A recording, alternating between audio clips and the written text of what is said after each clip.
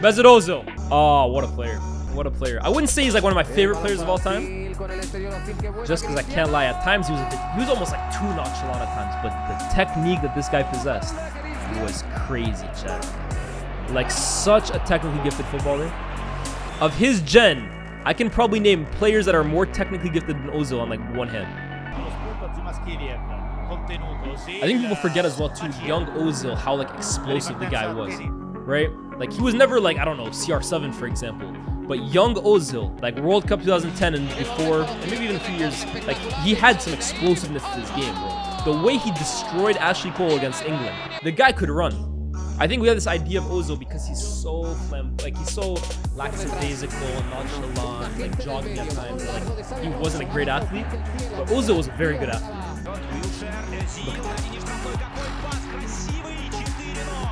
You have to have eyes in the back of your head for that.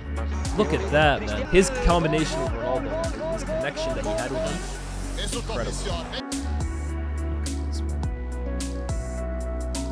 He is like the entire attack himself. Just the flow is insane. That's the bounce. Oh my god, bro. This is such an absurd pass. Honestly, I never understood how he managed to do this so consistently. And so, oh man, how the hell does he do that without his foot not like breaking? Like passing the, like kicking the ball at the top of the ball and kicking it basically down so that it bounces up. First of all, is an absurd technique, but even getting it right, I feel like he had to have hurt his foot so many times before like he actually perfected it. Because I've tried this pass so many times. I'm not trying to say that he's a crazy baller, right? But this is insane. That's insane technique. He's so elegant, honestly. He's so elegant, and he makes these crazy moments look so effortless. And you know what? Sometimes I almost feel like it played against him, especially when he came to England, right? Like, it looked like Ozil wasn't trying, but like the stuff he's doing is not normal, guys. Like, just because he makes it look effortless doesn't actually mean it's easy. When we talk about like greatest playmakers, right, chat? The two that kind of like get brought up, especially because they're the same era in the Premier League, is him and De Bruyne. Now, for me, De Bruyne is like the master, like the master, absolutely, of one pass. Not to say he can't play other passes, but like he has one pass better. He does one pass better than I've seen probably any player do that pass ever. And that's at that right hand like side, right? That right pocket of space, the outswinger basically that he plays. And for me, it's like the highest XG chance. I think it's genius what De Bruyne does. He manages to play this low driven pass with so much swerve and so much pace on it in between goalkeeper and last line of defender. He plays it in between them with so much pace that it's very difficult, right? Because if the defender tries intercepting it, more often than not, because he's facing his own goal, he's inadvertently going to play into his own goal. And the goalkeeper, it's being played with such pace and in such an area that it's almost uncomfortable for them to come out and claim. Like, there's every chance that they absolutely miss it and get left a fool. So it's very difficult for either defender or goalkeeper to really get their foot or hand on it. And he plays it with such accuracy too, that if his attacker correctly anticipates it, it's basically an open goal for them every single time. We saw Sterling be the benefactor of it so many times. Gabriel Jesus, Leroy Sané, Aguero. Now we see it with Haaland. He plays it with so much pace and such accuracy. For me, I call it basically the highest XG chance in football. Because realistically, if his attacker reads it, it's an open goal. You're literally sat in front of the goal. All you have to do is tap it in. The corridor of uncertainty. I love that. That's the term. He plays it into the corridor of uncertainty.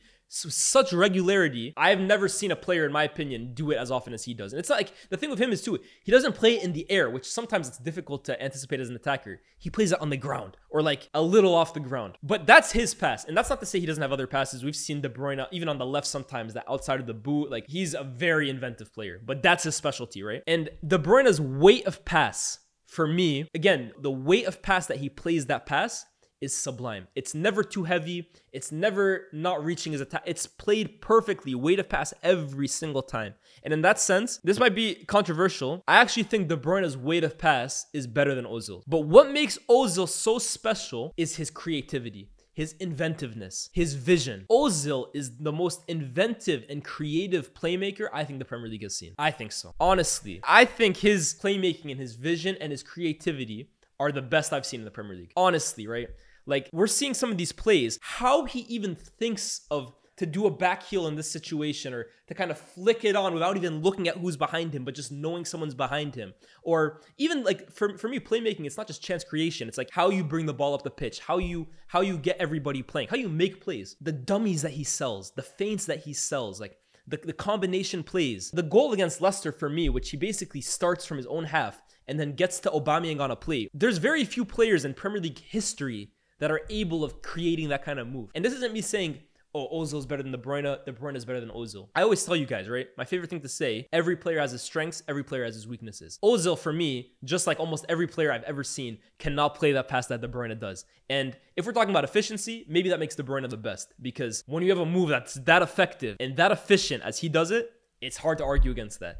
But the inventiveness that Ozil plays with, wow, it's spectacular, man. It's spectacular, man. So I hope you guys understand what I'm saying, right? I'm a fan of both of these guys. Me, I don't really like hold like one above the other. Like I think they're both great. And if you think one is greater than the other, so be it. But those are the differences that I always noticed in De Bruyne and Ozil. Because I always see them compared, right? But they're such different playmakers. They're both brilliant playmakers, two of the best I've seen.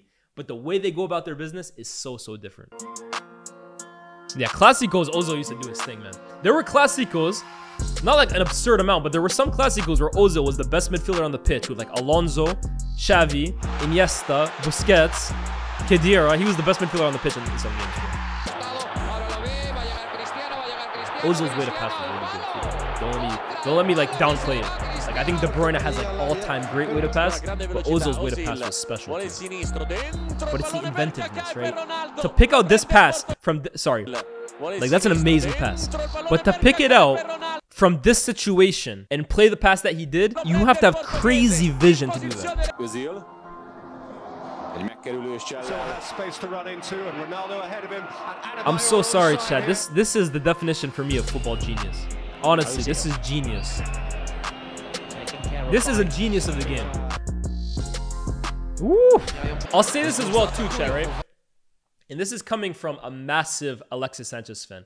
Like at one point, Alexis and Hazard were my two favorite players in the league. But I will say this, right? Because everyone kind of has this opinion that Alexis Sanchez was Arsenal's best player and Alexis carried Arsenal and it was Alexis's team. I actually disagree. I think there was 1 year where it was Alexis's team. Like, what was it, 16, 17? That was Alexis's team that year. But I think when Arsenal were actually at their best, and again, I was a bigger Alexis fan than I was an Ozil fan. Let me make that very clear. I preferred Alexis as what kind of player I enjoy. I love players that just get on the ball and do it themselves. But I think Ozil was the better player.